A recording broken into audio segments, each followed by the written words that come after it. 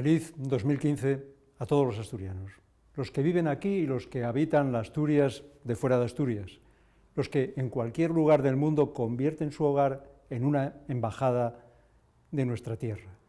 Como presidente del Gobierno del Principado quiero trasladarles el deseo de que el año que comienza les sea propicio en lo personal y en lo colectivo.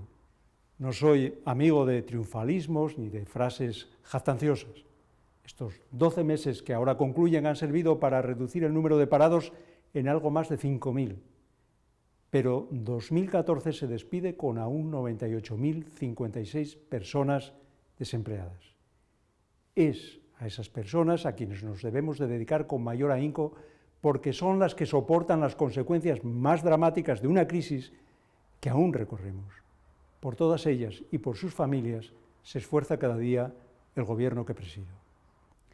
Y es también por esas personas, en primer lugar, por las que debemos de felicitarnos de haber logrado tejer acuerdos para que Asturias afronte 2015 con un presupuesto aprobado, unas cuentas regionales que concentran 2/3 partes de sus recursos en asegurar la prestación de servicios públicos básicos para la ciudadanía, la educación, la sanidad o la atención social, un presupuesto cuyos límites son los marcados por la escasez de los recursos disponibles.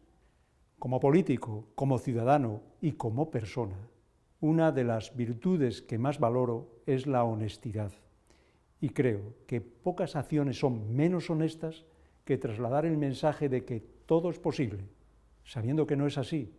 Los números marcan fronteras y los recursos no son infinitos. En la mayor parte de las ocasiones hay que optar entre esto o aquello. El Gobierno que presido ha optado siempre, y así seguirá siendo por ponerse al lado de las personas que peor lo pasan, las que más necesitan a sus instituciones, orillando cualquier tacticismo interesado, cualquier cálculo electoral. Este 2014 que ya despedimos también nos ha dejado hitos que deben guiar la senda del futuro de Asturias. Quedarán marcadas en nuestra particular historia las fechas en las que comenzaron a prestar sus servicios 2 hospitales públicos de cuya calidad debemos de sentirnos orgullosos.